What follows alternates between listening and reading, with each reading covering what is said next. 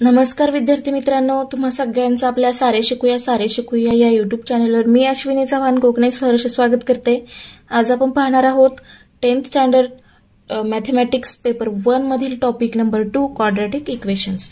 या आधीच्या लेक्चरमध्ये आपण क्लासिफिकेशन सगळे पॉलिनॉमियल्सचे, त्याचबरोबर quadratic equation, standard form, practice set 2.1 या ठिकाणी आपण पूर्ण पाहिलेलं आहे आणि प्रॅक्टिस सेट 2.2 साठीचं जे काही बेसिक आहे ते सुद्धा आपण पूर्ण घेतलेलं आहे। त्या व्हिडिओच्या लिंक खाली डिस्क्रिप्शन बॉक्समध्ये दिलेल्या आहेत, त्या व्हिडिओ तुम्ही नक्की पहा। आज आपण पाहणार आहोत प्रॅक्टिस सेट 2.2 मधील प्रॅक्टिस सेट 2.2 या आधीच्या लेक्चरमध्ये आपण 7th क्वेश्चन पर्यंत कंप्लीट केलंय। तर आता आपण पाहणार आहोत question number 8, 9, 10, 11 and 12। So let start. Question number 8। Question number 8 आहे या ठिकाणी प्रॅक्टिस सेट 2.2 मधला solve by factorization 3x square minus 2 root 6x plus 2 is equal to 0। फॅक्टरायझेशनने सॉल्व करायचंय, तर सोडवूया। पहा, या ठिकाणी मल्टिप्लिकेशन किती यायला हवंय, तर मल्टिप्लिकेशन हे रफली तुम्ही करू शकता बाजूला। मल्टिप्लिकेशन यायला हवं 3 into 2, याने याला मल्टिप्लाय करतो 3 into 2 is equal to 6। Multiplication यायला हवं 6। असे दोन नंबर्स आपल्याला फाइंड करायचे आहेत। मल्टिप्लिकेशन यायला हवं 6। मल्टिप्लिकेशन a into c म्हणजेच ax स्क्वेअर हे आपला स्टँडर्ड फॉर्म आहे, ax square plus bx plus c is equal to 0। हा आपला क्वाड्रॅटिक इक्वेशनचा स्टँडर्ड फॉर्म आहे। तर a into c हे जे आहे, हे जे मल्टिप्लिकेशन येईल तेवढं या ठिकाणी आपल्याला मल्टिप्लिकेशन मिळायला हवं। तर इथे मल्टिप्लिकेशन येत आहे 3 into 2 साइन्स सोबत घ्यायचे, प्लस असेल तर प्लस, मायनस असेल तर मायनस, साइन्स पण घ्यायचे आपल्याला। 3 into 2 6 मल्टिप्लिकेशन यायला हवं 6 आणि ऍडिशन किती यायला हवी, तर ऍडिशन यायला हवी -2 रूट 6। असे दोन नंबर आपल्याला फाइंड करायचे आहेत। तर असे कुठले दोन नंबर आहेत, तर 6 आणि 6चं मल्टिप्लिकेशन 36 होईल, पण रूट 6 आणि रूट 6चं मल्टिप्लिकेशन किती होईल, तर रूट 6 इंटू रूट 6 होईल 6। कारण तुम्हाला या आधीच्या लेक्चर्समध्ये मी सांगितलेलं आहे, रूटमध्ये कुठलाही नंबर असू द्या, root a multiply by root a, तर त्याचं मल्टिप्लिकेशन येतं a, तर ती व्हॅल्यू पुन्हा मिळते। तसंच जर त्यांची आपण ऍडिशन केली रूट 6 प्लस रूट 6, तर ते किती येईल, 2 रूट 6 येईल। म्हणजे या ठिकाणी आपल्याला हे मिळेल, पण आपल्याला मायनस पाहिजे म्हणून मायनस मायनस घेऊया आणि मायनस मायनसचं मल्टिप्लिकेशन तर प्लस मिळेल आणि मायनस मायनसची ऍडिशन ही मायनस मिळेल। म्हणजेच मायनस रूट 6 आणि मायनस रूट 6 असे दोन या ठिकाणी नंबर्स आपल्याला हे सॅटिस्फाय करणारे, ह्या कंडिशन सॅटिस्फाय करणारे मिळत आहेत। तर इथे हा जो बी असतो ती तेवढी ऍडिशन यायला पाहिजे। तर आता सॉल्व करूया। आता इथपर्यंतचं मेन काम आहे, हे मिळाल्यानंतर तुम्ही हे इझिली सॉल्व करू शकता। फर्स्ट जी टर्म आहे ती ऍज इट इज ठेवायची आहे, 3x स्क्वेअर मायनस याच्या ठिकाणी सबस्टिट्यूट करायचं आहे, हे जे आपल्याला या ठिकाणी मिळालेत ते minus root 6x minus root 6x plus 2 हे as it is equal to 0।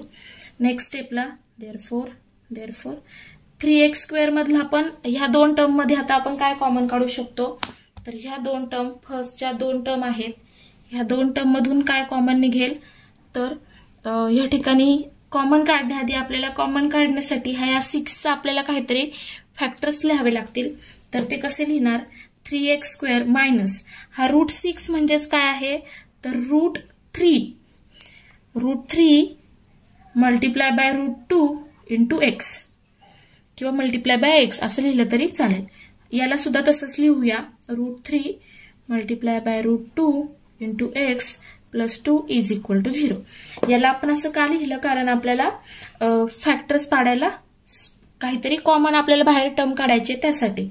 किंवा अजूनही नेक्स्ट स्टेपला असं करू शकतो, हा 3 जो आहे ह्या 3ला आपण रूट 3 इंटू रूट 3 असं लिहू शकतो, root 3 into root 3 multiply by root 3 into x square minus √3 multiply by √2x minus √3 into multiply by √2x plus इथे हा जो 2 आहे त्याला पण √2 इंटू √2 लिहायचा आहे इज इक्वल टू 0. तर नेक्स्ट स्टेपला ह्या दोन टर्म मधनं जे कॉमन लिहिता येईल ते लिहायचं आणि ह्या दोन टर्म मधनं कॉमन जे लिहिता येईल ते लिहायचं.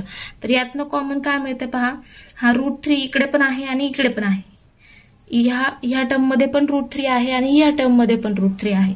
तर एकदा √3 बाहेर लिहूया. √3 x इथे पण आहे, इथे पण आहे, इथे x स्क्वेअर आहे म्हणजे आपण एक x बाहेर लिहू शकतो. √3x x हा रूट मध्ये नाहीये म्हणून तो बाहेर लिहिलेला आहे.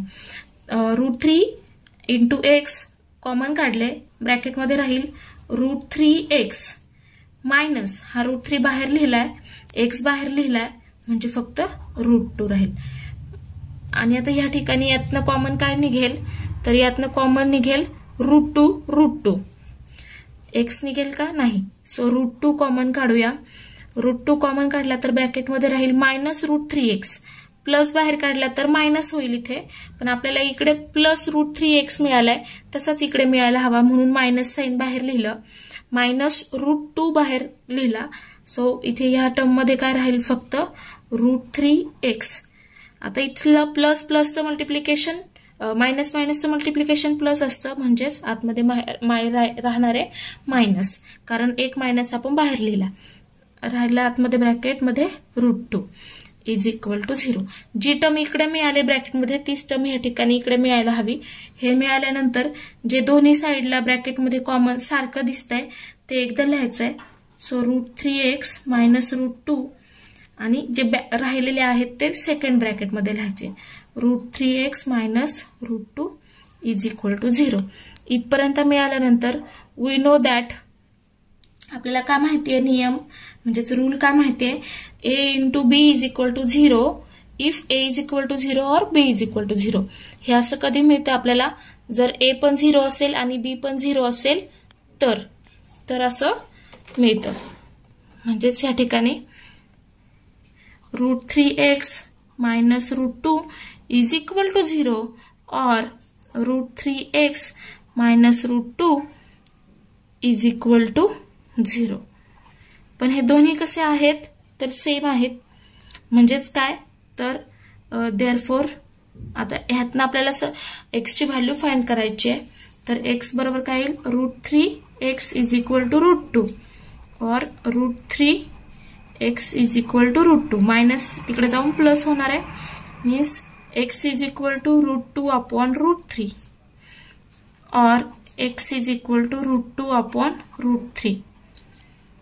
किंवा तुम्ही इथे हे पण म्हणू शकता, हे दोन्ही ब्रॅकेट जे आहेत ते सेम आहेत म्हणजेच याला तुम्ही ऑर ऑप्शन मध्ये इथे ह्या स्टेपला तुम्ही दुसरी स्टेप काय लिहू शकता, तर √3x minus √2 bracket square is equal to 0 means this bracket is equal to 0 means x is equal to ह्या स्टेपने सॉल्व्ह करायचं. x इज इक्वल टू काय मिळेल, √2 अपॉन √3 दोन वेळा 2 टाइम्स. मीन्स इथे खाली लिहिणारे आपण दी roots of √2 upon √3 and √2 upon √3 are the roots of given quadratic equation.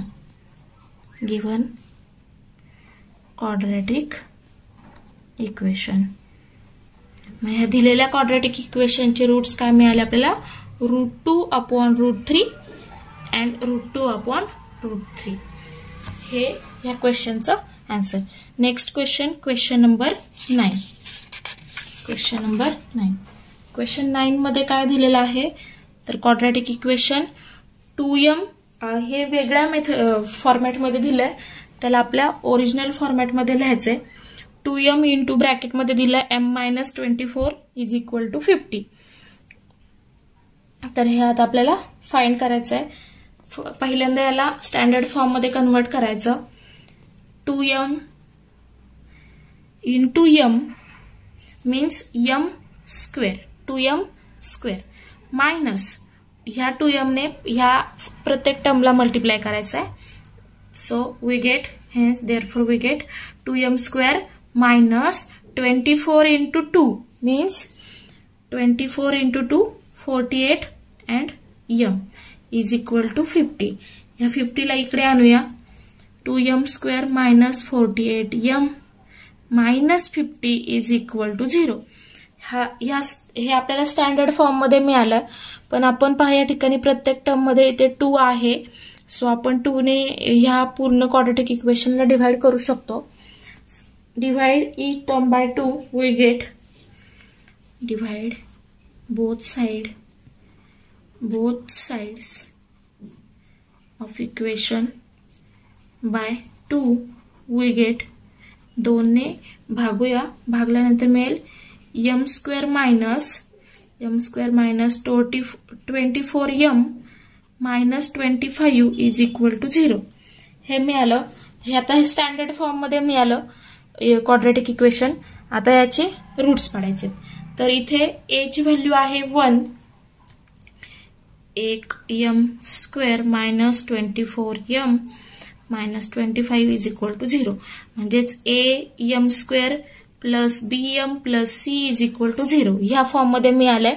आणि इथे व्हेरिएबल आहे m आणि आपलं मल्टिप्लिकेशन किती यायला हवं, तर a इंटू c म्हणजेच हे, तर 1 इंटू मायनस 25 म्हणजे मायनस 25 मल्टिप्लिकेशन यायला हवं. आणि ऍडिशन किती असते, तर ती b एवढी ऍडिशन मिळायला हवी. तर इथे b आहे मायनस 24 म्हणजे ऍडिशन मायनस 24 यायला हवी आणि मल्टिप्लिकेशन मायनस 25 यायला हवं. असे दोन नंबर्स आपल्याला फाइंड आउट करायचे आहेत. तर या ठिकाणी 25 इंटू 1 यांचं मल्टिप्लिकेशन येईल 25 आणि 25 मायनस 1 जर केलं तर 24 मिळेल. पण आपल्याला मायनस 24 पाहिजे ऍडिशन, तर मायनस साइन याला देऊया 25 ला. तर याचं मल्टिप्लिकेशन येईल मायनस 25 आणि मायनस 25 प्लस 1 यांची ऍडिशन येईल मायनस 24. सॅटिस्फाय होत आहेत कंडिशन. मग हे दोन नंबर्स आपल्याला मिळत आहेत.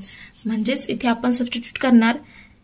therefore m square minus 25m याच्या ठिकाणी आपल्याला हे दोन सबस्टिट्यूट करायचे आहेत. Minus 25m plus m minus 25 is equal to 0.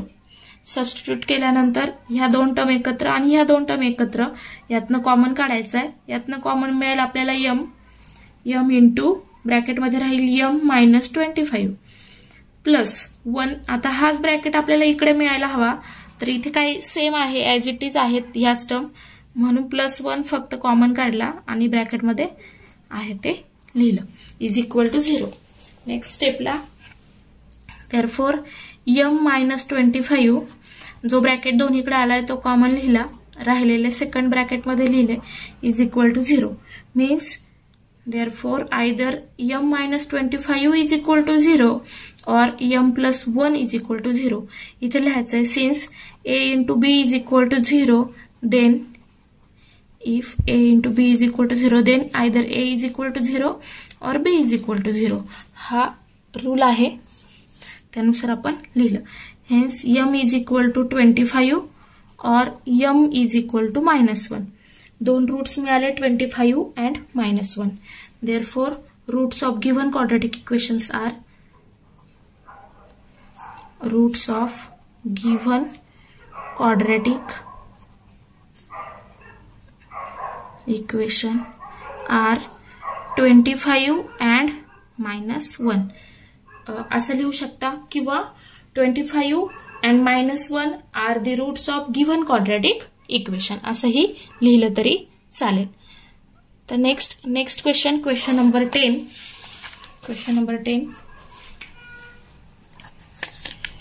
25m square is equal to 9. याला आधी स्टँडर्ड फॉर्म मध्ये कन्वर्ट करायचं आहे. तर हे कसं कन्वर्ट करणार, आधी याला स्टँडर्ड फॉर्म मध्ये आणूया. तर 25m square minus 9 is equal to 0. आता इथे हा 25 हा 5 चा स्क्वेअर आहे, इथे m स्क्वेअर आहे आणि हा सुद्धा 3 चा स्क्वेअर आहे. मग याला आपण कसं लिहू शकतो, तर याला आपण 5m bracket square 25m² means 5m bracket square असं लिहू शकतो. -3² इज इक्वल टू 0 मीन्स आपल्याला माहिती आहे formula a² - b² is equal to a - b into a + b. हा फॉर्म्युला यूज करायचा आहे. पहा हे a² - b² ह्या फॉर्म मध्ये आलंय आणि a ची व्हॅल्यू इथे आहे 5m आणि b ची व्हॅल्यू आहे 3. ह्या फॉर्म्युल्यामध्ये ह्या व्हॅल्यू सबस्टिट्यूट केल्या की आपला आन्सर येईल. तर हा फॉर्म्युला या ठिकाणी लिहायचा आहे, नोट करायचं आहे ते. Therefore we get 5m - b किती आहे 3 इंटू सेकंड ब्रॅकेट मध्ये 5m + 3 is equal to 0 since a² - b² is equal to a - b and second bracket मध्ये a + b. Therefore, either 5m - 3 is equal to 0 or 5m + 3 is equal to 0. Since if a into b is equal to 0, then either a is equal to 0 or b is equal to 0. Therefore, we get 5m is equal to 3 or 5m is equal to -3.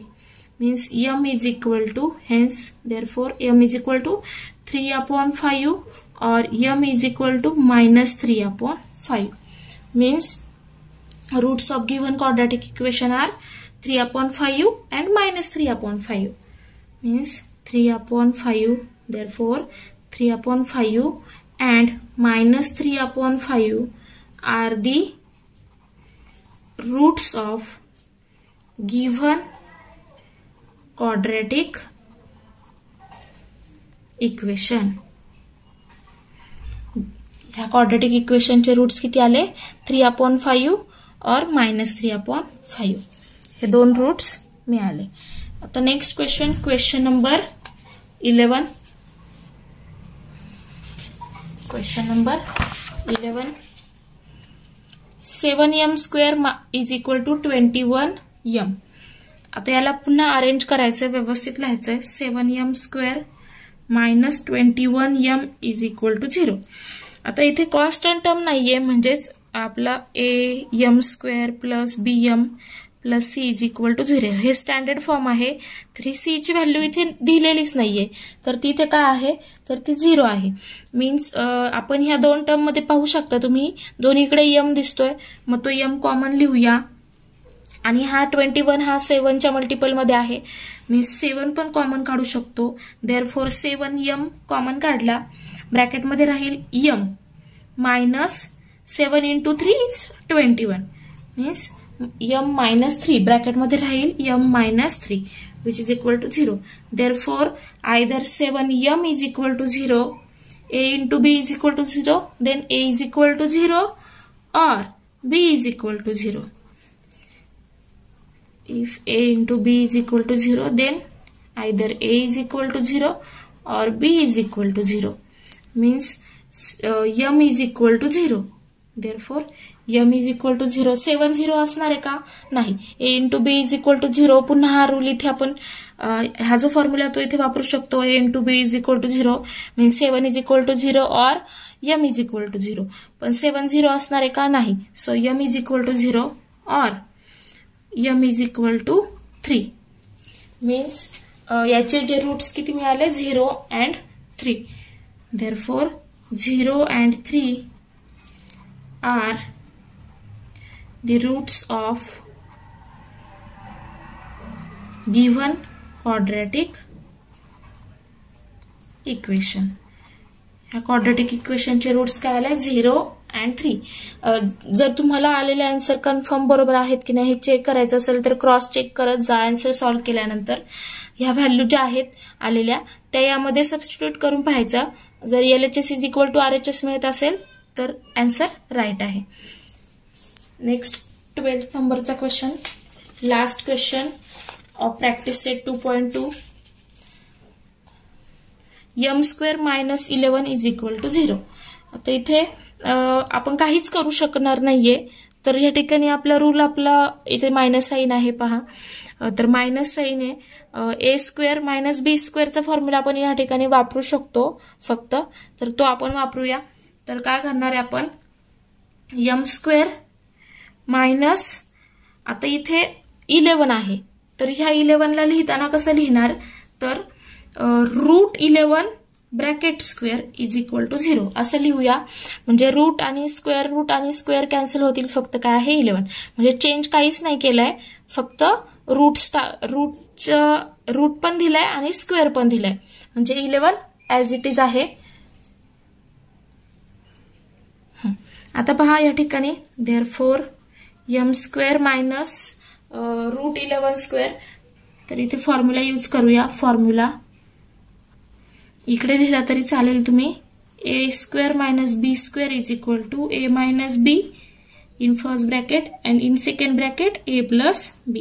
Therefore, here a is equal to m and b is equal to root 11. Means a is m minus b is root 11. Second bracket मध्ये येईल m plus root 11 is equal to 0. Means इथे लिहिणार आपण m minus root 11 is equal to 0 or m plus root 11 is equal to 0. Since if a into b is equal to 0, then a is equal to 0 or b is equal to 0. Means m is equal to root 11 or m is equal to minus root 11. Therefore root 11 and minus root 11 are the roots